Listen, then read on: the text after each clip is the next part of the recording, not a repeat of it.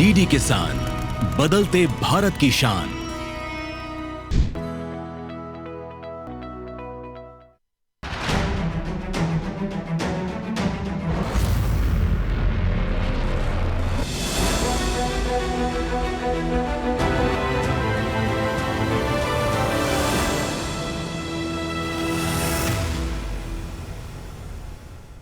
नमस्कार, दूरदर्शन किसान पर आप सभी का स्वागत है। आप सभी देख रहे हैं कार्यक्रम हेलो किसान और मैं हूं आपके साथ पुलकित शुक्ला। हेलो किसान एक ऐसा कार्यक्रम जिसके माध्यम से हम आप तक हर संभव जानकारी आपकी खेती किसानी से जुड़े हुए पहुंचाते हैं ताकि आपको हो रही समस्याओं का समाधान किया जा सके। हेलो किसान के इस कार्यक्रम में आपकी भूमिका बहुत महत्वपूर्ण होती है क्योंकि आपके सवाल सीधा इस कार्यक्रम में शामिल किए जाते हैं। हर बार हेलो किसान के इस कार्यक्रम में हम अलग अलग खेती किसानी से जुड़े हुए विषय लेकर आते हैं ताकि आपको जो समस्याएं हो रही हैं उस विषय से जुड़े हुए उसका समाधान किया जा सके और हमारे किसान भाइयों की जो मेहनत है उसकी सही लागत उनको मिल सके और उनकी सही उपज उनको मिल सके। ये हमारे इस कार्यक्रम का उद्देश्य रहता है। तो आज के हेलो किसान कार्यक्रम की शुरुआत करते हैं और बात करते हैं कि आज हम कौन से ऐसे विषय लेकर आपके सामने हाजिर हैं जिसके जरिए आपकी समस्याओं का समाधान किया जाएगा। तो आइए नजर डालते हैं सबसे पहले आज के विषय पर। शीतकालीन फूलों की खेती, क्या इसमें कौन कौन से फूलों की आप खेती कर सकते हैं, कैसे कर सकते हैं और साथ ही सरसों फसल की देखभाल कैसे करनी है क्योंकि ये मौसम बहुत क्रूशियल देखा जाता है और कहीं ना कहीं देखा जाए तो लगभग सभी क्षेत्रों में बुआई हो चुकी है। आगे की देखभाल कैसे करनी है, आगे की राह कैसे आसान करनी है ताकि हमारे किसान भाइयों को अच्छी फसल मिल सके, इन दोनों विषयों पर महत्वपूर्ण जानकारी आप तक पहुँचाएंगे। अब इन दोनों विषय से जुड़े आपके कोई भी सवाल हैं तो आप हम तक पहुंचा कैसे सकते हैं। आपको पता है कि हर बार हम आपको 3 माध्यम बताते हैं। सबसे पहला माध्यम है टोल फ्री नंबर का 1800-1130-60-1130-1131। ये 2 टोल फ्री नंबर का इस्तेमाल कीजिए और आप अपने सवाल हम तक पहुंचाइए। लेकिन फ़ोन करते समय 2 बातों का विशेष रूप से ध्यान रखिए कि एक, आपके टेलीविज़न की आवाज़ कम हो, दूसरा आपके फ़ोन में पर्याप्त नेटवर्क स्थापित हो ताकि जो संवाद हम स्थापित करें उसमें कोई बाधा उत्पन्न ना हो और सही तरीके का समाधान आप तक पहुंचे। इसके अलावा आप हमें ईमेल और व्हाट्सएप के जरिए भी अपने सवाल हम तक पहुंचा सकते हैं। आप हमारा व्हाट्सएप नंबर नोट कर लीजिए। सबसे पहले 8800520717। व्हाट्सएप करते समय किसान भाई एक चीज़ का विशेष रूप से ध्यान रखें कि आप जहां से अपना सवाल हमें भेज रहे हैं व्हाट्सएप के जरिए अपना नाम और जगह का नाम अपने सवाल के साथ लिखना ना भूलें। इसके अलावा आप ईमेल का इस्तेमाल कर इस कार्यक्रम का हिस्सा बन सकते हैं, अपने सवाल पूछ सकते हैं। आप ईमेल आईडी नोट कर लीजिए hellokisan2015@gmail.com। ये ईमेल आईडी है कार्यक्रम की और इस कार्यक्रम में अपने सवाल पहुंचाने के लिए आप इस ईमेल आईडी का भी इस्तेमाल कर सकते हैं। तो इन 3 माध्यमों का इस्तेमाल कीजिए और कोई भी सवाल इन दोनों विषय से जुड़े हुए आपके मन में है तो आप सीधा पूछ डालिए। अब वक्त हो गया है इस कार्यक्रम की आन बान शान यानी कि हमारे मेहमानों से मिलने का। तो आइए रुक करते हैं सबसे पहले डॉक्टर कंवरपाल सिंह जी का। सर आपका बहुत स्वागत है। आप प्रधान वैज्ञानिक हैं पुष्प विज्ञान संभाग IRI पूसा नई दिल्ली से। इसके साथ ही आज हमारे साथ दूसरे खास मेहमान हैं डॉक्टर SL मीणा जी। सर आपका भी बहुत स्वागत है। आप प्रधान वैज्ञानिक हैं सस्य विज्ञान संभाग IRI पूसा नई दिल्ली से। तो दोनों खास मेहमानों से हम मुलाकात कर चुके हैं और चर्चा को आगे बढ़ाएंगे। सबसे पहले डॉक्टर कंवरपाल सिंह जी का रुख करते हैं। डॉक्टर कंवरपाल सिंह जी, बहुत नज़दीक समय आ चुका है शीतकालीन सत्र की अगर हम बात करें, इस मौसम में कौन कौन से पुष्पों की तैयारी किसान भाई शुरू कर दें या कौन कौन से फूलों की बुआई कर सकते हैं किसान भाई? सही कहा आपने। अब जो सर्द ऋतु का मौसम चल रहा है जी, और जहाँ तक शुरुआत करने के बाद कुछ फसलों की शुरुआत हो चुकी है, कुछ शुरू कर रहे हैं, तो किसान भाइयों को मैं यही अभी सुझाव देना चाहूँगा कि जो शरद ऋतु में फूलों की खेती करना चाहते हैं, कुछ पौधे हम नर्सरी द्वारा फसलें नर्सरी तैयार करके करते हैं। जैसे गेंदे की फसल है उसके में नर्सरी तैयार करनी होती है, तो या तो किसान भाइयों ने नर्सरी तैयार अपनी सोइंग कर दी होगी बिजाई, और नहीं करी तो जल्दी जल्दी उसकी बिजाई कर दें क्योंकि फिर ज़्यादा ठंड होगी तो उसकी नर्सरी में ग्रोथ कम होगी और आपकी फसल लेट होगी। उसके अलावा ग्लेडियोलस की खेती है जो जाड़ में बहुत अच्छी आती है, उसका भी रोपाई का समय चल रहा है। कुछ किसान भाई कर चुके हैं, जिन्होंने नहीं की है वो भी इसकी जल्दी रोपाई करें। तीसरी फसल गुलाब की है। गुलाब के लिए भी बहुत अच्छा समय है क्योंकि गुलाब में इस समय आप पौधे रोपाई का भी लोगों ने जिन्होंने पहले से फसल लगा रखी थी, क्योंकि बहुवर्षीय फसल है तो उसकी कटाई छटाई कर दी होगी, उसमें खाद वगैरह मिलाएं, गोबर की खाद और जो उर्वरक खाद है वो मिलाएं। और जिनको नई रोपाई करनी है जी, तो जो भी पौधा आपने तैयार करी है, अपनी नर्सरी तैयार करी है या कहीं से आपको खरीदनी है, तो उसको लागे लगाने का बहुत अच्छा समय है क्योंकि जब हमारी दिसंबर जनवरी बहुत ज़्यादा ठंड होगी उससे पहले पहले पौधे आप लगा देंगे तो उनमें फुटाव आ जाएगा, वो ग्रोथ ले लेंगे ठंड से पहले, तो फिर वो मरने के चांस बहुत कम रहेंगे। जितना आप लेट करेंगे ठंड में पौधे मरेंगे, फिर वो दोबारा लगाने पड़ेंगे तो काम ज़्यादा नुकसान होगा और काम भी बढ़ जाएगा। बिल्कुल, तो ये मेरा किसान भाइयों को सुझाव है, उसी हिसाब से आप बहुत महत्वपूर्ण बात आपने कही कि अगर समय से बुआई कर लेंगे, समय से आप अगर अपने कृषि कार्य को निपटा लेंगे तो आगे चलकर आपको आसानी होगी और आपको अच्छी खासी उपज मिलेगी। इस विषय को और बेहतर जानेंगे और बारीकी से समझेंगे कुछ और महत्वपूर्ण बातें, लेकिन उससे पहले इस विषय से जुड़ी हुई एक खास रिपोर्ट पर आइए नजर डाल लेते हैं।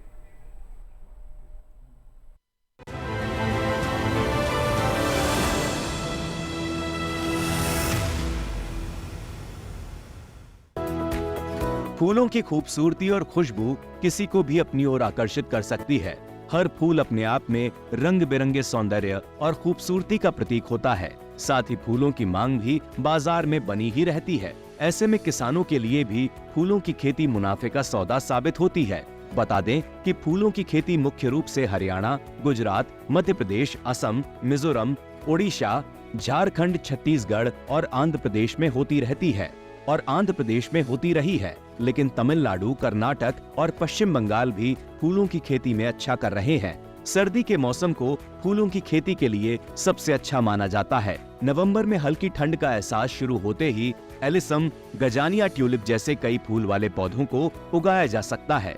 नवंबर के ठंडे मौसम में बसंत ऋतु तक फूल भी खिलने लगते हैं। इनके अलावा सर्दियों के मौसम में जो फूल होते हैं उनमें dahlia, petunia, ice flower, begonia, torenia, wonderland, pansy, gloxinia और स्टॉक सिंड्रेरा आदि शामिल हैं।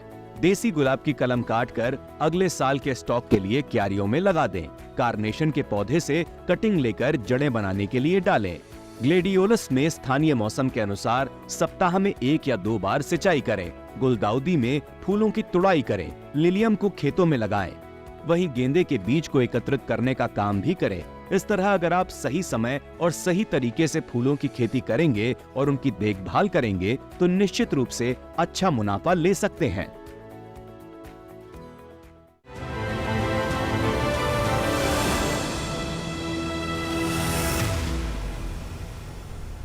तो अगर आप फूलों की खेती करने के इस बारे में सोच रहे हैं तो ये समय बेहद उपयुक्त समय है। आप कृषि विशेषज्ञ की सलाह पर आगे बढ़ें और इससे जुड़े कोई भी सवाल हैं तो आप इस कार्यक्रम से सीधा जुड़ सकते हैं। Toll free number, WhatsApp number आपको स्क्रीन पर फ्लैश किया जा रहा है। चर्चा को आगे बढ़ाते हैं और रुख करते हैं डॉक्टर एस एल मीणा जी का दूसरे विषय की ओर। सरसों की फसल की बात करते हैं हम। डॉक्टर मीणा जी, अगर देखा जाए तो मौजूदा समय में लगभग हर जगहों पर सरसों की बुआई हो चुकी है। अगर अब आगे की बात करें, आगे की राह आसान करने की बात करें किसान भाइयों को, तो अब जहां बुआई हो चुकी है, 15-20 दिन लगभग हो चुके हैं बुआई के, अब किसान भाइयों को क्या आगे की राह के लिए अपनाना चाहिए? कौन से ऐसे कदम उठाने चाहिए जिससे उनकी फसल सुरक्षित रहे और सही तरीके से बढ़वार की ओर आगे बढ़े? बिल्कुल, देखो पुलकित जी, सरसों की जो फसल है वो रबी की बहुत ही महत्वपूर्ण तिरानी फसल है। बिल्कुल। और आपको पता है कि हमारे देश में हमें जो खाने वाला तेल है वो बहुत ज़्यादा पैदा करना पड़ता है, तो उसमें सरसों का बहुत बड़ा योगदान है जी। तो जैसे कि आपने बताया कि बुआई हो चुकी है, बिल्कुल जो सरसों की जो बुआई का समय जो होता है वो मध्य अक्टूबर से लेकर मध्य नवंबर तक करते हैं। लेकिन हमारे उत्तरी भारत में ज़्यादातर जगह पर सरसों की बुआई हो चुकी है और अभी मेरे ख्याल से कई जगह तो सरसों 1 वीक की हो चुकी है, कई जगह 15 दिन की हो गई है, कहीं कहीं पत्ते 4-4 पत्ते की हो चुकी है। बिल्कुल। तो इस समय जो सरसों की आपकी जो फसल है वो बहुत ही क्रिटिकल स्टेज में है और आप इस समय उसका बिल्कुल ध्यान रखेंगे क्योंकि आपने सरसों को बो दिया है तो उसमें एक तो खास बात ये रखना पड़ेगा आपको कि एक तो उसमें खरपतवार नहीं होना चाहिए। दूसरी बात होती है कि इस समय क्या है कि जब हमारे जो सरसों की फसल है उसमें जो पौधे हैं वो बहुत ही नाजुक होते हैं, तो वो ग्रो कर रहे हैं, तो उस समय क्या है कि कई हानिकारक कीटों का प्रकोप होने की आशंका रहती है। तो किसान भाइयों को अपने खेतों पे जाकर देखना चाहिए कि हमारी जो सरसों की फसल है उसमें कोई हानिकारक कीट तो नहीं लगा है, तो अगर लगा है तो उसका भी इलाज हो सकता है क्योंकि आपको पता है कि इस समय पेंटेड बग जो है एक बहुत ही हानिकारक कीट है, वो लग सकता है। दूसरा एक साफ फ्लाई होती है, वो भी उसका भी प्रकोप देखने को मिल सकता है। तो पत्ते बहुत नाजुक होते हैं, हमारा जो पौधा है वो भी बहुत नाजुक होता है, तो वो पत्ते और तना कोई भी काट सकते हैं, तो इसलिए हमको उसका इसमें कंट्रोल करना चाहिए। और दूसरी बात है कि कई जगह किसान भाई अपनी पानी की व्यवस्था भी करते हैं कि पानी कब उनको देना है, वो हम आगे बात करेंगे। तो अभी तो फिलहाल यही है कि उसमें खरपतवार नहीं होना चाहिए। और दूसरी बात है कि जो आपने पोषक तत्व को दिए हैं उनका ध्यान रखें कि आपने क्या दिया है क्या नहीं दिया है, क्योंकि उसके बाद हम लोग जब पहली सिंचाई करेंगे तो उस समय इन पोषक तत्वों का भी हम लोग प्रबंध कर सकते हैं। तो इसलिए किसान भाइयों को पानी की व्यवस्था और पोषक तत्व प्रबंधन और खरपतवार नियंत्रण इनका ध्यान रखना पड़ेगा। दूसरी बात है कि कोई हानिकारक कीट या कोई रोग तो इसमें नहीं लगा हो, अगर अर्ली स्टेज में अगर उसका पता लग जाएगा जी। तो हम लोग उसको कंट्रोल कर सकते हैं। बिल्कुल, बहुत महत्वपूर्ण बात डॉक्टर असल मीणा जी ने भी बताई है कि आप खरपतवार नियंत्रण, सिंचाई की व्यवस्था और जो उर्वरकों का प्रयोग करना है, इन तीनों चीज़ों का अगर आप सही तरीके से इस अवस्था में ध्यान रखते हैं फसल की, तो आपको आगे चलकर आसानी होगी और अच्छी खासी उपज आपको मिल सकती है। चर्चा को आगे बढ़ाएंगे, लेकिन उससे पहले इस विषय से जुड़ी भी एक खास रिपोर्ट देख लेते हैं और क्या कुछ खास जानकारी उस रिपोर्ट के जरिए मिलेगी, आइए नजर डालते हैं।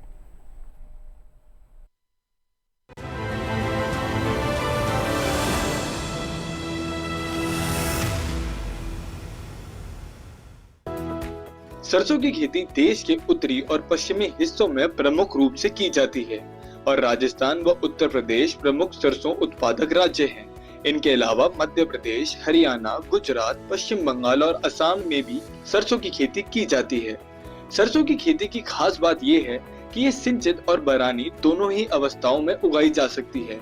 सही मार्गदर्शन लेकर सरसों में कम लागत से भी ज्यादा आय ली जा सकती है, लेकिन सरसों की अच्छी पैदावार के लिए उचित देखभाल भी जरूरी है। सरसों की फसल में बुवाई के 15-20 दिनों पर हर हाल में सिंचाई के पहले पौधों की छटाई कर ले। घने पौधों को निकालकर पौधों से पौधों की दूरी 10 से 15 सेंटीमीटर रखें। सरसों के पौधों को झुलसने वाले रोगों और सफेद घेरू से बचाने के लिए पर्याप्त पानी में 2 किलोग्राम जिंक मैग्नीज कार्बमेट 75% दवा का छिड़काव करें। सरसों की फसल में माहो या चेपा कीट पौधे के तने, फूलों और फलियों से रस चूसते हैं। जब इनका प्रकोप औसतन 25 कीट प्रति पौधा हो जाए तो मिलाथियन 50 EC 1250 मिलीलीटर प्रति हेक्टेयर की दर से 600 से 800 लीटर पानी में घोल बनाकर छिड़काव करें। वहीं आरा मक्खी कीट से फसल को बचाएं। ये कीट चमकदार रंग की घरेलू मक्खी से आकार में छोटी, लगभग 4 से 5 मिमी लंबी मक्खी होती है। ये पत्तियों को किनारे से या विभिन्न प्रकार के छेद बनाती हुई बहुत तेजी से खाती हैं। इससे पूरा पौधा पत्ती विहीन हो जाता है। इसके नियंत्रण के लिए 5 फेरोमोन ट्रैप गन 10 प्रति हेक्टेयर की दर से उपयोग करना चाहिए। वहीं सरसों में झुलसा या अंगमारी रोग फफूंद से होते हैं। इस रोग के प्रकोप से बीज सिकुड़कर बंद रंग हो जाते हैं और गुणवत्ता भी कम आती है। ऐसे में किसान को फसल को इस रोग से बचाने के उपाय करने चाहिए। ध्यान रखें कि किसी भी तरह की दवा का छिड़काव कृषि विशेषज्ञों की सलाह से ही करें।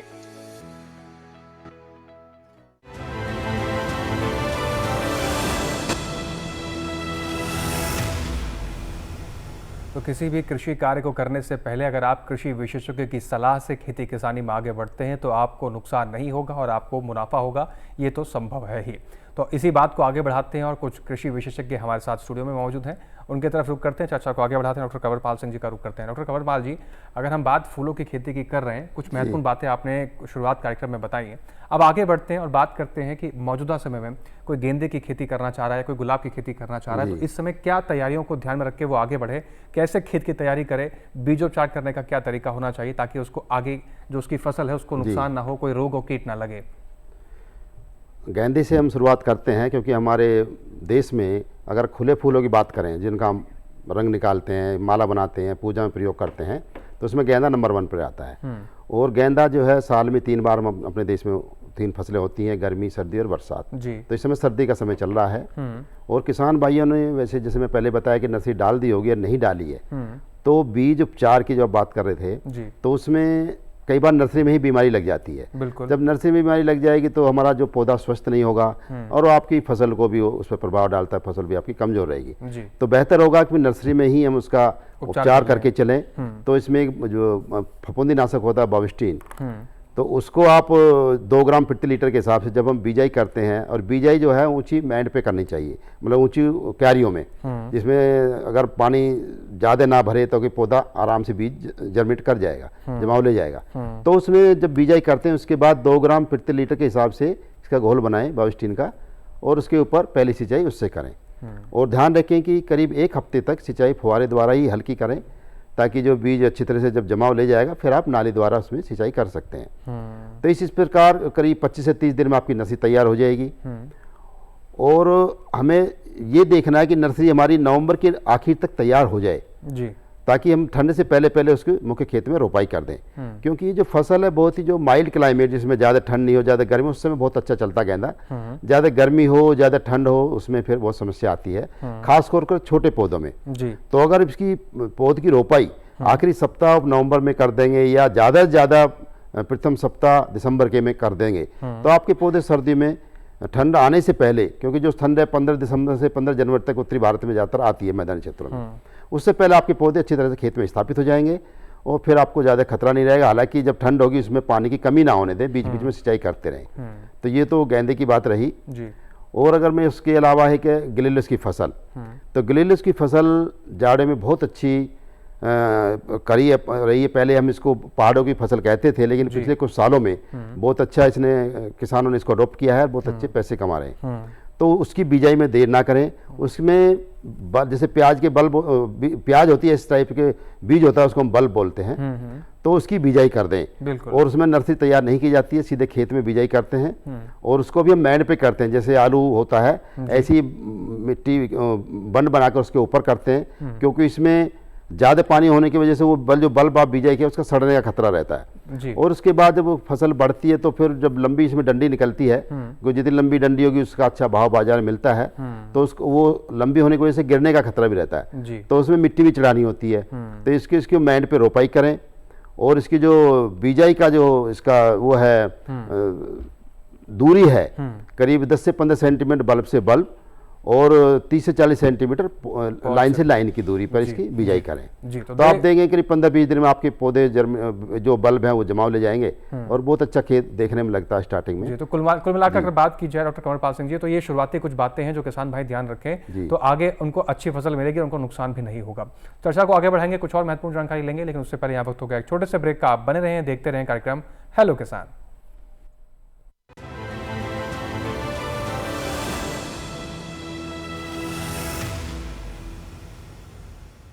डीडी किसान ने कर ली है तैयारी, यहाँ मिलेगी पशुपालन की हर एक जानकारी, घर आंगन से लेकर व्यवसायिक फार्म तक, मुर्गी पालन से लेकर रेगिस्तान के जहाज तक। बीमारियों से पशुपालक बिल्कुल ना हो परेशान, विशेषज्ञ करेंगे आपकी समस्या का समाधान। देखिए अपना पशु चिकित्सक हर रविवार शाम 6:30 बजे दूरदर्शन किसान पर।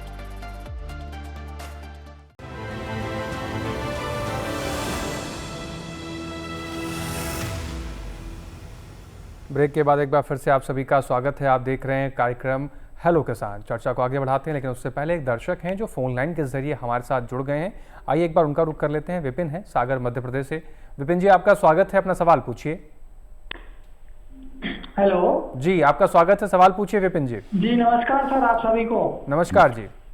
मैं विपिन सागर से बात कर रहा हूँ। सरसों के बारे में सर 2 सवाल है मेरे जी। सर पहला सवाल सर मैं ये जानना चाह रहा था कि सरसों की खेती हम लोग यहाँ पे करते हैं सागर जिले में, और सर कई बार देखा जाता है कि माहों की समस्या ज्यादातर आती है, तो इसके लिए विशेष बचाव क्या हो सकते हैं? अभी हालांकि बुआई नहीं हुई है और बुआई हम लोग 15 नवंबर के बाद ही करेंगे।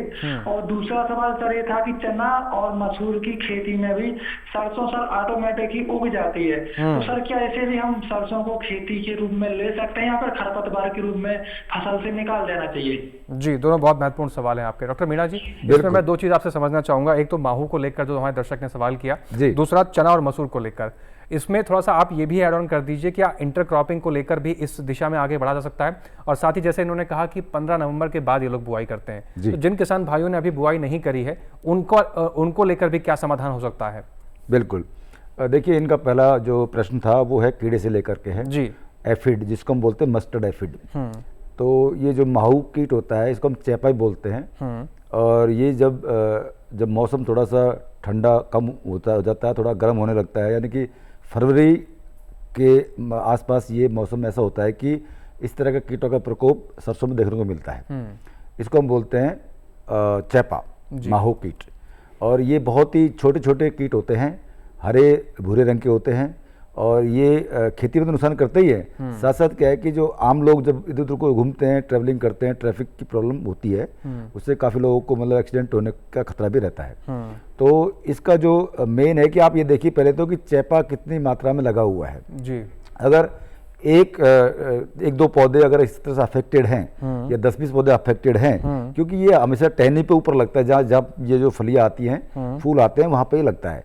अगर बंच में है, कुछ ही पौधे अफेक्टेड है, तो वो पौधों को आप या तो निकाल सकते हैं या उस टहनी को ही निकाल सकते हैं जी। लेकिन अगर जो इनका जो प्रकोप है वो ज़्यादा हो गया है, तो उसके लिए मैं आपको एक दवाई का इस्तेमाल करने के लिए सलाह दूंगा, और उसका नाम है डाइमेथोएट।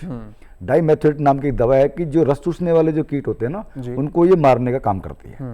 तो इसमें आपकी जो ये मात्रा होती है वो करीब करीब 650 मिलीलीटर मात्रा होती है, जो कि हेक्टेयर के लिए बहुत ज़्यादा होती है जी। तो आप इस मात्रा को 500 से लेकर 600 लीटर पानी में मिला करके एक हेक्टेयर में आप प्रति हेक्टेयर के हिसाब से आप इसको छिड़काव करेंगे, तो आपका जितना भी चैपा है ये मर जाएगा। लेकिन मैं ये भी सलाह दूंगा कि जो एक किसान अगर उसके खेत में अफेक्टेड है और दूसरा किसान भी अगर ये प्रयास करेगा तभी ये कंट्रोल होगा, नहीं तो ये शिफ्ट भी हो जाते हैं कई बार कि एक खेत में लगे हुए हैं तो दूसरे खेत में ये चले जाते हैं। दूसरा आपका सवाल है कि इंटरक्रॉपिंग चना और मसूर का लेकर। हाँ। बिल्कुल, ये बहुत ही अच्छी बात है कि इंटरक्रॉपिंग करनी चाहिए, और हमारा जो रिसर्च ये कहता है कि हम जब सह फसली प्रोग्राम बनाते हैं तो उस समय चना और जो सरसों है इनका बहुत ही अच्छा कॉम्बिनेशन है। आपकी जो पंक्ति से पंक्ति की दूरी जो होती है वो आप मेंटेन कर सकते हैं आपके अकॉर्डिंग। तो इसमें क्या है कि जैसे 3 पंक्ति हमने सरसों की ले ली तो हम 5 पंक्ति हम चने की ले सकते हैं। तो ये सह फसली का प्रोग्राम बहुत ही अच्छा होता है। इससे क्या है कि आपकी जो आमदनी है वो ज़्यादा होगी, यानी कि उसमें जो सरसों की पैदावार है वो ज़्यादा बढ़ेगी, और उसमें चना है या मसूर है उसकी भी पैदावार ज़्यादा बढ़ेगी, क्योंकि चना और मसूर जो है ये दलहनी फसलें हैं। तो ये जो एटमॉस्फेयर की नाइट्रोजन है उसको ये फिक्स कर लेते हैं, तो ये सरसों को बहुत ज़्यादा उपयोग में नाइट्रोजन का उपयोग करा सकती है।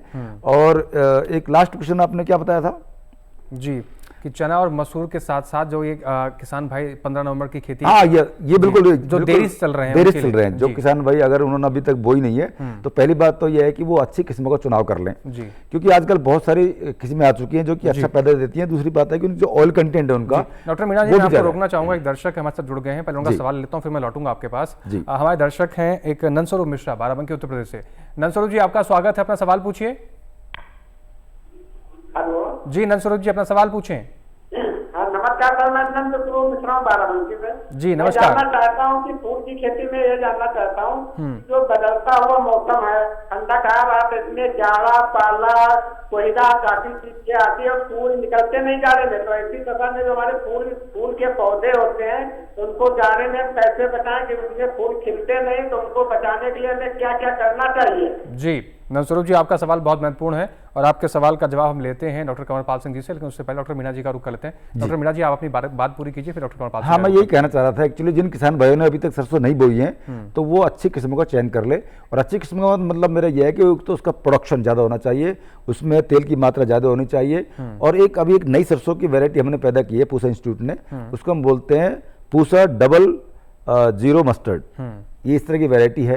तो डबल जो जीरो है, डबल जो जीरो इसका मतलब ये होता है कि उसमें जो एंटी क्वालिटी जो कंटेंट होता है, जैसे कि यूरिक एसिड होता है वो कम होता है जी। उसकी जो मात्रा है वो बिल्कुल डिजायर लेवल से कम होती है, यानी कि 2% से कम होती है जी। और उसमें जो ग्लूकोसिनेट होता है, यानी कि जो हमारा जो खल होती है सरसों की, उसमें भी एक एंटी क्वालिटी होती है ग्लूकोसिनेट, उसकी जो क्वांटिटी वो भी कुछ ppm 50 ppm से भी कम होती है। तो इस तरह की वैरायटी का आप इस्तेमाल करेंगे तो इसका प्रोडक्शन भी अच्छा है, करीब 24 क्विंटल पर हेक्टेयर के हिसाब से आप इसका पैदावार ले सकते हैं। लेकिन नवंबर 15 तक आप इसकी बुआई कर दें तो अच्छा रहेगा, क्योंकि सरसों बाद में बोएंगे तो आपका जो प्रोडक्शन है वो थोड़ा कम हो सकता है। और दूसरा क्या है कि उसमें कीटों का प्रकोप होने की ज़्यादा उसमें संभावना होती है जी। डॉक्टर मीणा जी, ये कहना गलत नहीं होगा कि किसी भी फसल की बुआई अगर समय पे की जाए तो उसका प्रोडक्शन अच्छा होता है, लेकिन जो किसान भाई देरी करते हैं उनसे भी अनुरोध है कि अगर आप देरी करके चल रहे हैं तो ज़्यादा देरी ना करें। यही आपने अनुरोध भी किया और यही समाधान आपने बताया कि अगर जो किसान भाई देरी करके चल रहे हैं वो इस किस्म का भी चुनाव करके अपनी खेती में आगे बढ़ सकते हैं। फिलहाल चर्चा को आगे बढ़ाएंगे, कुछ और महत्वपूर्ण जानकारी जानेंगे अपने दोनों विशेषज्ञों से, लेकिन उससे पहले यहाँ वक्त हो गया एक छोटे से ब्रेक का। आप बने रहें, देखते रहें कार्यक्रम हेलो किसान।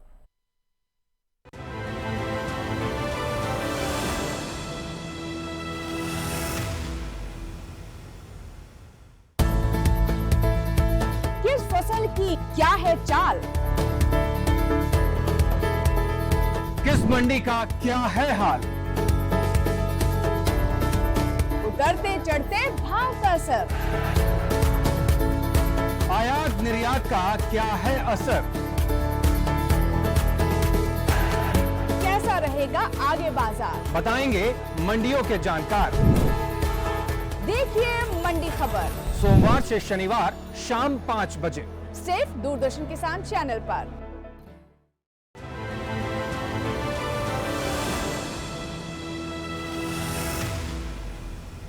ब्रेक के बाद एक बार फिर से स्वागत है। आप देख रहे हैं कार्यक्रम हेलो किसान। चर्चा को आगे बढ़ाते हैं, उससे पहले एक कॉलर का रुख कर लेते हैं। कन्हैया लाल प्रजापति हैं उज्जैन मध्य प्रदेश से। कन्हैया जी, आपका स्वागत है, अपना सवाल पूछिए।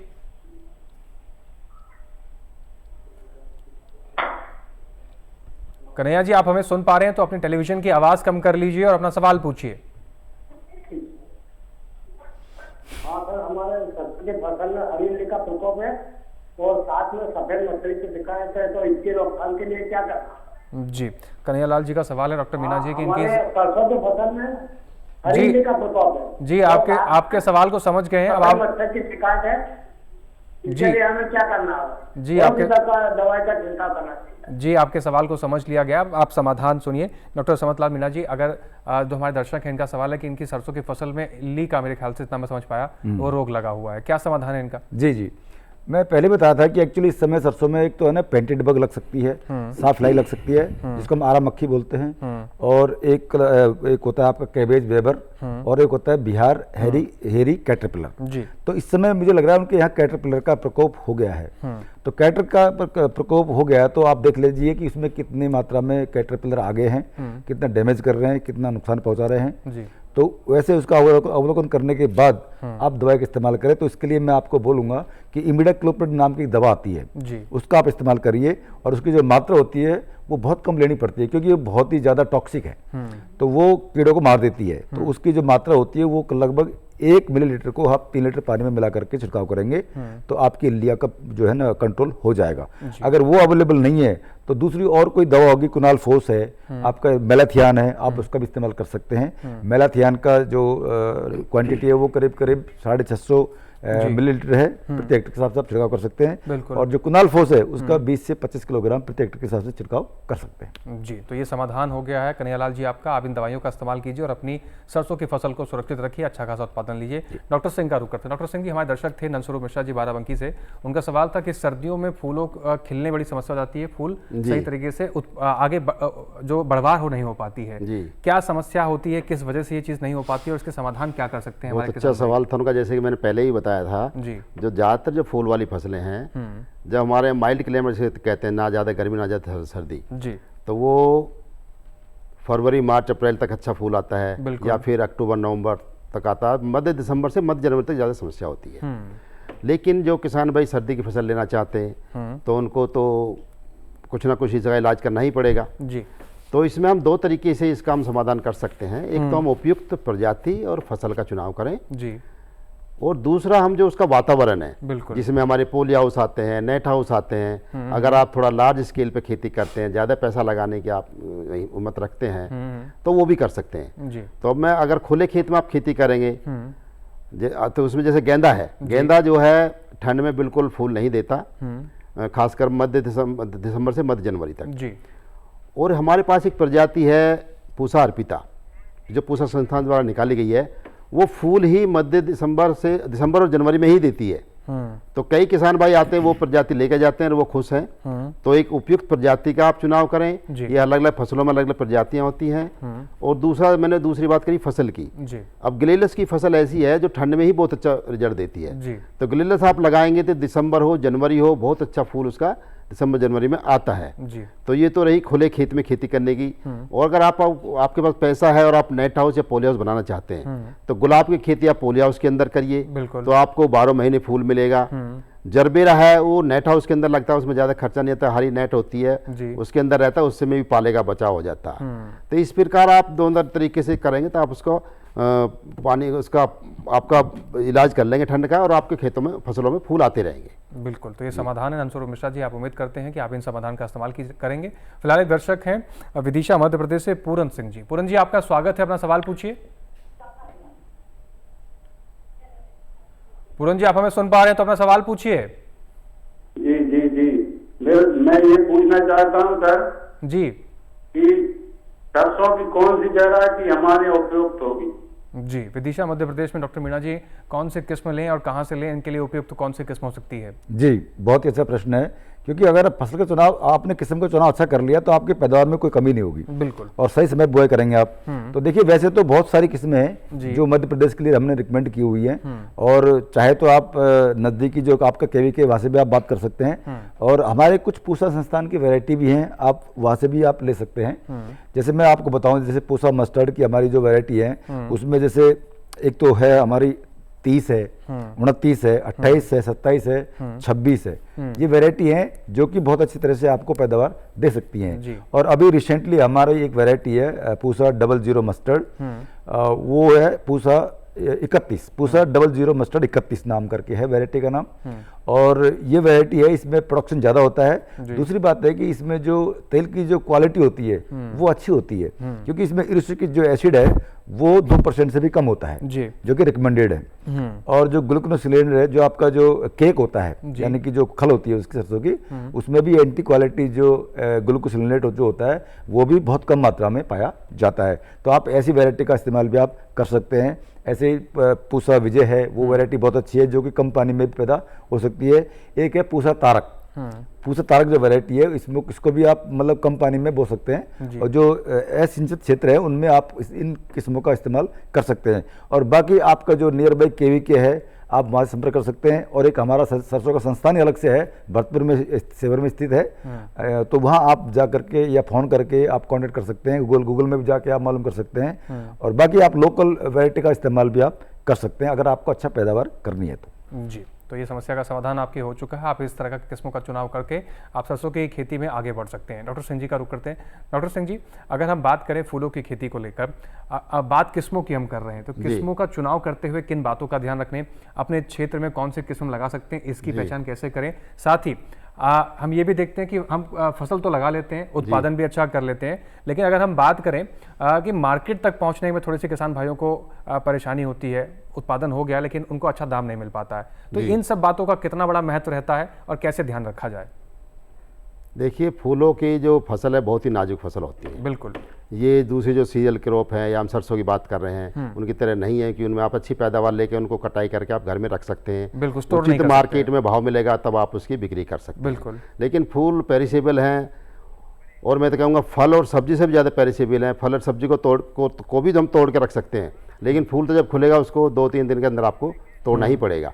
और उस टाइम पर अगर बाजार भाव नहीं ठीक है तो हम उसको फेंकना पड़ता है, इसलिए हमको उस हिसाब से उसका प्रबंधन करना है। जी, तो सबसे पहले तो हमको ये ध्यान रखना, जब फसलों का चुनाव करते हैं, प्रजातियों का चुनाव करेंगे कि किस समय में कौन सी प्रजाति लगती है। जैसे अगर हम गेंदे की बात करें, बरसात के लिए अलग फसलें हैं, ठंड के लिए अलग प्रजातियां हैं। ठंड के लिए हमारे पूसा संस्थान द्वारा प्रजाति निकली है, पूसा नारी गेंदा, पूसा बसंती गेंदा, पूसा बहार।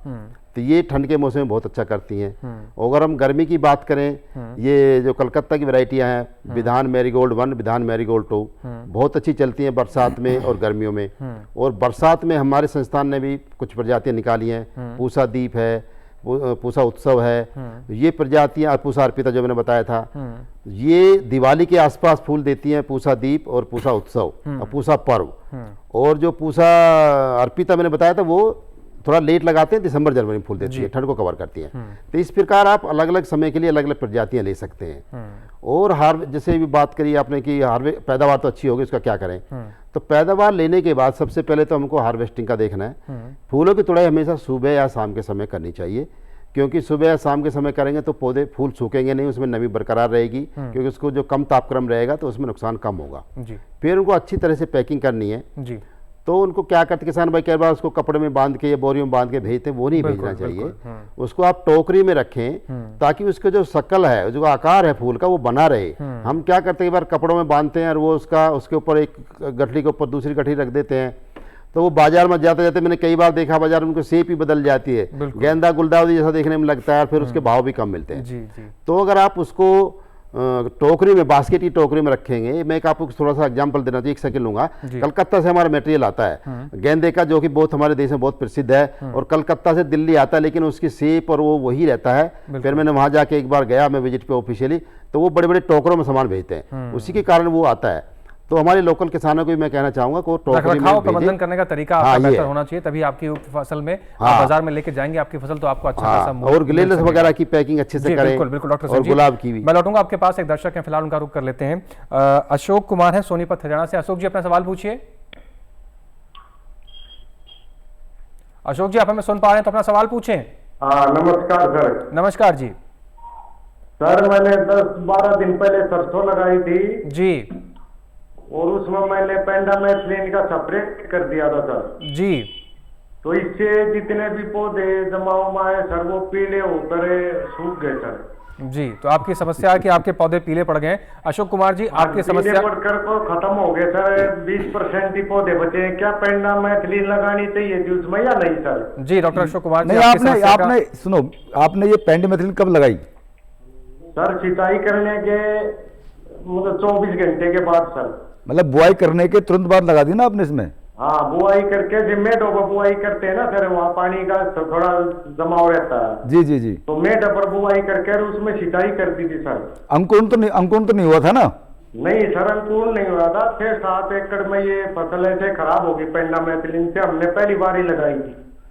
नहीं, देखो ऐसा है, आपने जो पेंडामेथलिन लगाई थी ना वो बुआई के तुरंत बाद लगाते हैं। जैसे हमने रिकमेंड कर रखा है कि पेंडामेथलिन क्या है कि प्री इमरजेंस हर्बिसाइड है, तो इसका जो लगाने का जो टाइमिंग होता है वो बुआई के तुरंत बाद होता है।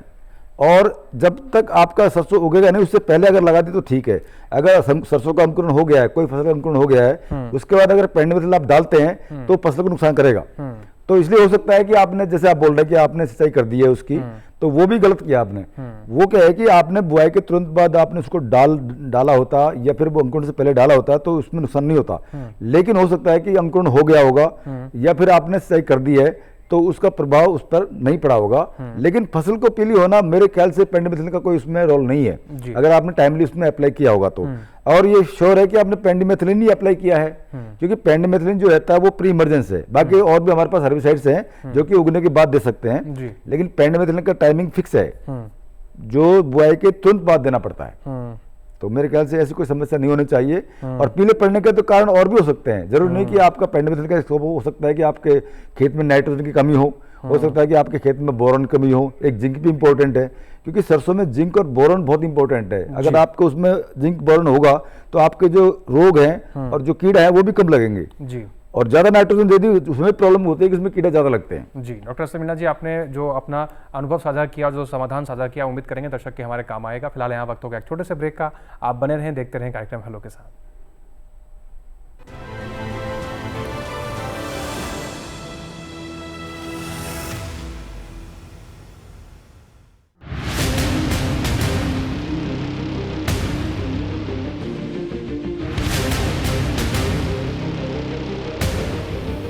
जब तपती है धरती, सूरज उगलता है आग, ठंड में जब सर्दी जमा देती सबके हाल, सब छुप जाते अपने अपने घरों में, तब बाहर निकलता सिर्फ एक इंसान, भरने के लिए हम सबका पेट, खून को पसीने की तरह देता बहा, थक जाता, झुलस जाता, हो जाता बीमार, तब उसकी सेहत का ध्यान रखता सिर्फ डीडी किसान।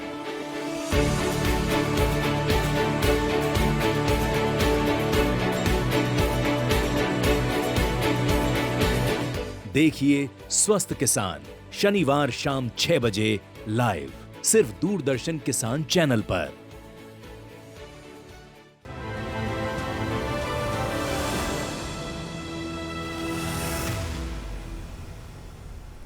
ब्रेक के बाद एक बार फिर से आप सभी का स्वागत है। देख रहे हैं आप कार्यक्रम हेलो किसान। चर्चा को आगे बढ़ाते हैं। दर्शक हैं एक राधेश्याम हैं बीकानेर राजस्थान से। राधेश्याम जी आपका स्वागत है, अपना सवाल पूछिए। राधेश्याम जी आप सुन पा रहे हैं तो अपना सवाल पूछिए। हाँ जी, सरसों की फसल है जी। जी। और बुआई की है 40 दिन हो गए जी। और मैं राजस्थान बीकानेर जिले से बोल रहा हूँ। पक्की जमीन में सरसों की फसल है, तो इसको पहला पानी लगाते ना तब ये जलती है जी पक्की जमीन में जी। जितना हम समझ पाए इनकी समस्या राधेश्याम जी की। असल मीना जी इनकी 40 दिन की फसल हो चुकी है, पानी लगाते हैं तो नीचे से इनकी फसल गलती है, ऐसा कुछ बता रहे हैं।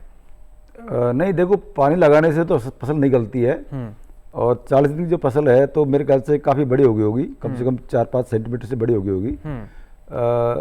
लेकिन पानी लगाने के बाद अगर फसल गलती है तो इसका कारण पानी नहीं है। हो सकता है कि उसमें कोई विल्ट लगा हो, कोई रोग लगा हो, क्योंकि कई बार क्या होता है किसान भाई को पता नहीं होता है कि इसमें क्या प्रॉब्लम है। कई बार क्या है कि कुछ छोटे छोटे कीड़े भी होते हैं। मैंने पहले बताया था कि जैसे इस समय क्या होता है, जब फसल हमारी बढ़ती होती है, जब बुआई हो जाती है, उसके बाद जब फसल बढ़ती है तो जो तना होता है और जो पेड़ होता है वो बहुत नाजुक होता है। तो उस समय कई ऐसे हानिकारक कीट हैं जो उसको नुकसान पहुंचा सकते हैं। उनमें सबसे महत्वपूर्ण होता है पेंटेड बग, और एक होती है साफलाई जिसको हम आरा मक्खी बोलते हैं, वो भी इसमें नुकसान पहुंचाती है।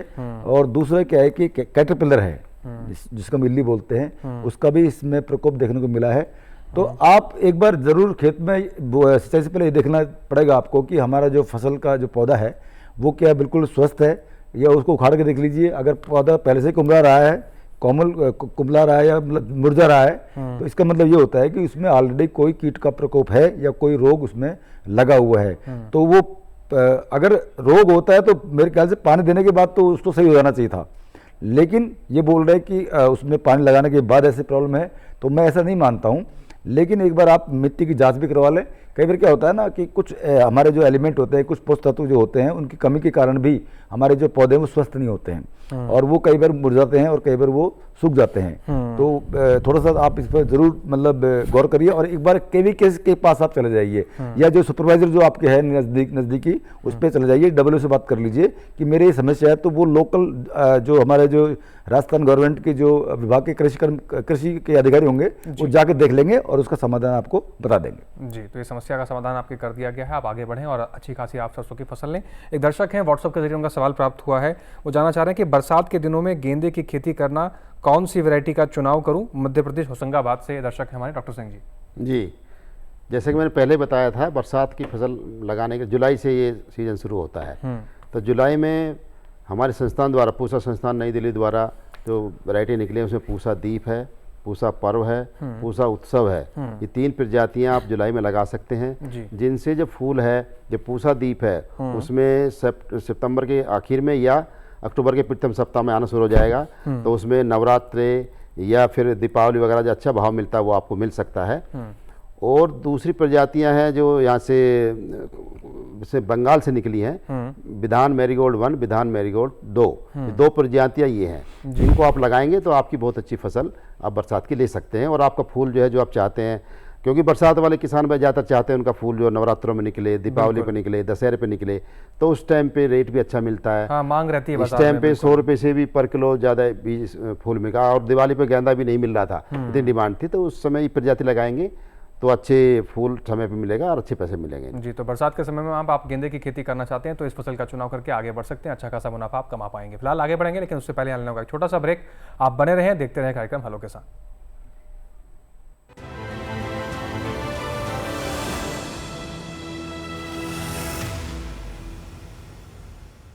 हाजिर मंडी हो या हो वायदा बाजार,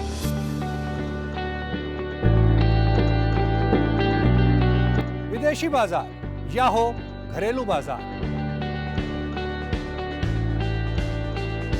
हर फसल के कारोबार का पूरा लेखा जोखा, पूरा वही खाता।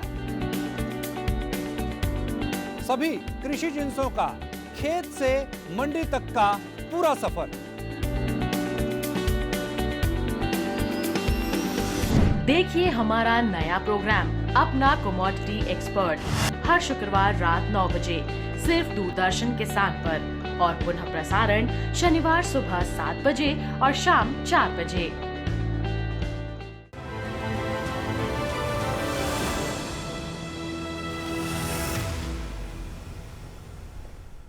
ब्रेक के बाद एक बार फिर से स्वागत है आपका। आप देख रहे हैं कार्यक्रम हेलो किसान। चर्चा को आगे बढ़ाते हैं, डॉक्टर सिंह जी का मैं रुख करता हूं। डॉक्टर सिंह जी, हम बात करें अपने देश में फूलों की खेती को लेकर, तो लगभग पूरे देश के अलग अलग हिस्सों में अलग अलग प्रकार की फूलों की खेती होती है। लेकिन अगर मुख्यतः देखी जाए तो किसान भाई कौन से फूलों की खेती ज़्यादा करते हैं, और किसान भाइयों को अगर आप कोई सलाह देना चाहेंगे कि इस फूल से हटकर अगर इस फूल की खेती की जाए, या उसके ऑप्शंस में कुछ फूल अगर आप बताना चाहें उसकी खेती करते हैं, तो किसान भाई ज़्यादा मुनाफा ले सकते हैं?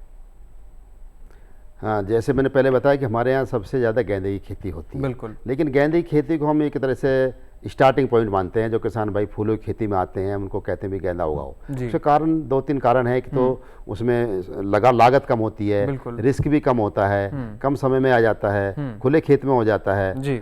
तो अगर इसमें उसको सफलता मिली है और फिर हम कहते हैं किसान भाई कि आप इसे लगाएंगे, आप बाजार जाएंगे तो आपको अपने आप दिमाग खुलेगा। तो उसके बाद जो अच्छे पैसे लेने वाले, नेचुरली इसमें पैसा कम है गेंदे में, तो उसके बाद अगर अच्छी फसल आपको लेने, आजकल लिलियम चल रहा है, ग्लेलस जैसे मैंने बताया ग्लेलस है, उसको लगाइए। लिलियम की खेती आजकल चल रही है जो काफ़ी बड़े पैमाने पर किसान इसको लगा रहे हैं। और उसके बाद आप जैसे कि पहले किसान भाई पूछ रहे थे कि हम सर्दियों में क्या करें, उसी हिसाब से गर्मियों में भी समस्या आते, फूल नहीं आते, तो आप फिर पॉली हाउस के ऊपर जा सकते हैं। नेट हाउस बनाइए और पॉली हाउस में खेती करेंगे, उसमें गुलाब करिए, कार्नेशन करिए, जरबेरा करिए, लिलियम करिए, तो उसमें करेंगे। और उसके करने के लिए जब तक पैसे की बात आती है तो हमारा जो राष्ट्रीय बागवानी बोर्ड है, नेशनल हॉर्टिकल्चर बोर्ड, जो गुड़गांव में हमारे भारत सरकार का कृषि मंत्रालय का एक विभाग है, वहाँ से उसमें वो आपको पैसा मिलता है, सब्सिडी भी मिलती है। तो वहाँ से आप पैसा लेकर अच्छा से अपना ये प्रोडक्शन यूनिट बना सकते हैं। और उसके साथ साथ जो मार्केट है, मार्केट की आप जरूर उसमें रिसर्च करें। आजकल तो मोबाइल चल रहे हैं, व्हाट्सएप चल रहे हैं, आप उनके जो अपने जो खरीदने वाले उनकी आप लिस्ट बनाइए और आप घर बैठे बैठे मंडियों का भाव पता कर सकते हैं। कई किसान भाई हमारे टच में है जो अजमेर से फूल लाते हैं, दिल्ली बेचते हैं, और जब उनका अजमेर में महंगा बिकता है तो अजमेर में ही बेच देते हैं। ऐसे कलकत्ते से फूल आता है। तो आजकल बहुत साधन हो गए हैं जो आप अलग अलग मंडियों का भाव पता कर सकते हैं, अलग अलग तरह की फसल कर सकते हैं, हर समय फसल कर सकते हैं। तो किसान भाई जो फ्लोरिकल्चर मानना चाहते हैं तो अपना काम आगे बढ़ाएं, तो उनको अच्छा मुनाफा होगा, और जो पहले से कर रहे हैं वो अच्छा मुनाफा ले भी रहे हैं। जी डॉक्टर सिंह जी, ये तो बात हो गई मार्केट तक पहुंचाने की। अगर किसान भाई किसी कारणवश मार्केट तक नहीं पहुंच पाते हैं या भाव उनको अच्छे नहीं मिलते हैं, अगर हम बात करें वैल्यू एडिशन को लेकर, आजकल हम देख रहे हैं प्रोसेसिंग का जमाना है, कई तरह की तकनीक, कई तरह की मशीनरी उपलब्ध कराई जाती है किसान भाइयों को। हमारे केवीके लगातार दिन रात तत्पर रहते हैं। वैल्यू एडिशन अगर फूलों की खेती में किया जाए, चाहे गुलाब हो, चाहे गेंदा हो, या फिर और कोई फूल हो, क्या कर सकते हैं? कितना कमाई इसमें बढ़ सकती है? क्या संभावना है वैल्यू एडिशन में? बहुत अच्छा सवाल आपने कहा। ये बहुत ही बड़ा कंसर्न भी है, क्योंकि फूल जैसा मैंने पहले बताया कि पेरिसेबल है, उसको जब फूल आने के बाद आपको खेत से तोड़ना ही पड़ेगा, नहीं तो वहीं सूख जाएगा। बिल्कुल। और उस टाइम पे हमें पता नहीं बाजार में उसकी डिमांड होगी कि नहीं होगी, फिर हम उसका क्या करें। बिल्कुल सही बात। तो एक इसके लिए वैल्यू एडिशन आता है, उससे हम कोई दूसरे उत्पाद बनाएं। एक मैं छोटा सा एग्जाम्पल देना चाहूँगा किसान भाइयों की उसके फायदे के लिए। एक गाजियाबाद के पास एक गाँव हम जाते हैं, वो गुलाब उगाया जाता है काफ़ी पूरे गाँव में। तो गुलाब की आपको पता, गुलाब हो या गेंदा हो, शादियों के टाइम पे या त्योहारों के टाइम पे डिमांड होती है, हर समय नहीं होती है जी। तो वहाँ पे किसी ने जो तेल निकालने का एक फैक्ट्री लगा दिया, जो पहले से कन्नौज का एरिया तेल निकालने के लिए बहुत फेमस है, और यहाँ नहीं था। यहाँ के किसान अपने फूल फिर फेंकते थे। कई बार मैंने किसानों से सुना कि सर हम तो फिर वहाँ जाते फेंक के आते, मजदूरी भी नहीं निकलती है। तो वहाँ पर एक एश्योर्ड प्राइस हो गया फैक्ट्री लगाने से। तो उन्होंने क्या किया, उसमें बाद में बाउंड हो गया, उन पे बाउंडेशन हो गया दोनों पार्टियों में, किसान में और उसमें फैक्ट्री वाले में, कि जब आपका मार्केट में रेट अच्छा मिल रहा है आप मार्केट में बेचिए, जब आपका मार्केट में मिलेगा हम 40 रुपये किलो या 50 रुपये किलो हम आपका यहाँ ले लेंगे। तो किसान को फूल फेंकना नहीं पड़ता। तो जो हमारे गुलाब की फसलें हैं उसमें तेल भी होता है, फूल भी होते हैं। तो आप जब आपको बाजार में अच्छा रेट मिल रहा है तो बाजार में भेजिए, जब आपको बाजार में नहीं मिल रहा है खुद भी तेल निकालने की फैक्ट्री लगा सकते हैं, या छोटे स्केल पे भी आप लगा सकते हैं, और या फिर जो ऑलरेडी फैक्ट्री है वहाँ से टाई अप करके आप वहाँ बेच सकते हैं। उसी प्रकार से गेंदा है। गेंदा इस समय जो हमारे कृत्रिम जो रंग है, जो हमारे प्राकृतिक रंग जैसे कहते हैं, आपने देखा होगा हर तरह खाने में, कपड़ों में, डाई बनाने में हमारे आर्टिफिशियल रंग आ रहे हैं, जिससे बहुत नुकसान हो रहा है, हमारे स्वास्थ्य को नुकसान हो रहा है। तो गेंदा इसमें जो प्राकृतिक रंग निकालने का बहुत बड़ा सोर्स उभर के आया है, और जिसका मुर्गी पालन में, खाने में प्रयोग हो रहा है, डाई में भी हो रहा है, और दवाइयाँ बनाने में भी हो रहा है। तो उसका आप रंग निकाल सकते हैं। उसकी कई फैक्ट्रियाँ केरल में हैं, और कई आसपास में, दिल्ली के आसपास लोग आते रहते हैं, हम उनको बताते हैं, तो उसमें रंग निकाला जा सकता है। तो ये आप करेंगे तो आप किसी भी समय जब आपकी बाजार में भाव डिमांड नहीं है तो आप उसका रंग निकालिए, और आप उसको कभी भी अच्छे मार्केट में अपने देश में भेजिए, या एक्सपोर्ट भी कर सकते हैं उसको आप। जी, तो ये महत्वपूर्ण समाधान डॉक्टर सिंह ने आपको बताया कि आप वैल्यू एडिशन करके भी अपनी फूलों की खेती में अपार संभावना है, आप उससे अच्छा खासा मुनाफा कमा सकते हैं। अगर आपको आपके फूलों का सही दाम बाजार में नहीं मिलता है तो एक ये अच्छा संसाधन आपके लिए बन सकता है। फिलहाल डॉक्टर मीना जी का रुख करते हैं। डॉक्टर मीना जी, आखिरी में कम शब्दों में आपसे अपील करूंगा कि कुछ खास जानकारी हमारे दर्शकों को देना चाहेंगे तो आप कम शब्दों में थोड़ा संक्षिप्त में बताइए। जी बिल्कुल, देखिए अभी इस समय सरसों की खेती आप कर रहे हैं तो एक तो क्या है कि खरपतवार नियंत्रण आपने कर लिया होगा। वैसे क्या है कि जो सरसों की जो फसल होती है वो खरपतवार उगने देती नहीं है। बिल्कुल। दूसरा क्या है कि पानी की बात बता रहा हूँ मैं आपको कि किसान भाई ने कहा कि मैं पानी देता हूँ तो मेरी फसल गल जाती है। हो सकता है कि उसके खेत में ऑलरेडी पानी ज्यादा हो, तो ये सुनिश्चित करें क्योंकि ये जो सरसों की जो फसल है इसको ज्यादा पानी की आवश्यकता नहीं पड़ती है। बिल्कुल। चाहे तो आप 2 ही पानी में आप फसल उगा सकते हैं, एक मतलब फूल आने से पहले और एक फली बनने के समय आप 2 पानी दे करके आप फसल को पैदा कर सकते हैं। बाकी आप जो हानिकारक कीट है या रोग है उनका आप जरूर ध्यान रखें और समय पे अगर उनका आप प्रबंधन कर देंगे तो आपका अच्छा मुनाफा आपको मिल पाएगा। जी, तो किसान भाई इन दोनों बातों का महत्वपूर्ण तरीके से ध्यान रखें, चाहे अगर आप सरसों की खेती कर रहे हैं या फिर आप शीतकालीन सत्र में फूलों की खेती करना चाहते हैं। तो इस कार्यक्रम के माध्यम से आज इन दोनों विषयों से जुड़ी हुई बहुत महत्वपूर्ण जानकारी आप तक पहुंचाई गई है। इन जानकारियों का तभी फायदा होगा जब इन जानकारियों का आप सही समय पर सही तरीके से लाभ उठाएंगे और खेती किसानी में परिवर्तन लाकर आप मुनाफा कमा पाएंगे, और यही उद्देश्य है इस कार्यक्रम का भी। डॉक्टर सिंह जी, आप कीमती समय निकालकर स्टूडियो में आए। डॉक्टर मीना जी, आप भी कीमती समय निकालकर स्टूडियो में आए। आप दोनों मेहमानों का बहुत शुक्रिया। आपने बहुत रोचक और बहुत महत्वपूर्ण जानकारी हमारे किसान भाइयों के लिए साझा की है। उम्मीद करते हैं कि आपकी जानकारियों से किसान भाइयों को लाभ होगा। धन्यवाद सर आप दोनों का। नमस्कार जी, तो आज के कार्यक्रम में बस इतना ही। उम्मीद करते हैं सभी जानकारियों का किसान भाई लाभ उठाएंगे। अब अगले अंश के हेलो किसान कार्यक्रम में हम कौन से विषय पर चर्चा करेंगे और आप तक कौन सी जानकारी पहुंचाएंगे, आइए उस पर भी एक बार नजर डाल लेते हैं। तो हेलो किसान कार्यक्रम में बात होगी गोभी वर्गीय सब्जियों की देखभाल कैसे करें। बहुत महत्वपूर्ण फसल है, अच्छा खासा मुनाफा आप इससे कैसे कमा सकते हैं। साथ ही दूसरा विषय रहेगा हमारा रबी फसलों में उर्वरक का प्रबंधन कितना होना चाहिए, कैसे होना चाहिए। कई बार उर्वरक का सही प्रयोग ना कर पाने से किसान भाइयों को नुकसान उठाना पड़ता है। तो ये दोनों विषय बहुत महत्वपूर्ण है, और इन दोनों विषय से जुड़े आपके कोई भी सवाल है या कोई भी सुझाव आप हमें देना चाहते हैं तो आप हमें ईमेल करके अपने सुझाव और सवाल दर्ज करा सकते हैं। आप हमारी ईमेल आईडी नोट कर लीजिए। हमारी ईमेल आईडी है hellokisan2015@gmail.com। इसके अलावा आप डीडी किसान के कॉल सेंटर पर भी फोन करके अपने सवाल सुझाव दर्ज करा सकते हैं। आप डीडी किसान के कॉल सेंटर का नंबर नोट कर लीजिए 1800-113060। सोमवार से शनिवार सुबह 6 बजे से रात के 10 बजे तक आपकी सेवा में यह फोन नंबर खुला रहता है। इसके अलावा हेलो किसान के इस कार्यक्रम में दिखाई गई सभी जानकारी को आप दोबारा से देखना चाहते हैं या कोई जानकारी आपसे छूट गई हो तो आप टेलीविजन स्क्रीन पर दिखाए जा रहे क्यूआर कोड को स्कैन कीजिए, सीधा आप डीडी किसान के यूट्यूब चैनल पर पहुंच जाएंगे। वहां पर भी हेलो किसान के इस कार्यक्रम को दोबारा कई लोगों के साथ बैठकर देख सकते हैं और कई लोगों तक जानकारी भी पहुंचा सकते हैं। इसके साथ ही आज के हेलो किसान कार्यक्रम में बस इतना ही। फिर से हाजिर होंगे तमाम नई जानकारियों के साथ, नए मेहमानों के साथ, नए विशेषज्ञों के साथ। तब तक के लिए आप बने रहें डीडी किसान के साथ और हमें दीजिए इजाजत। नमस्कार।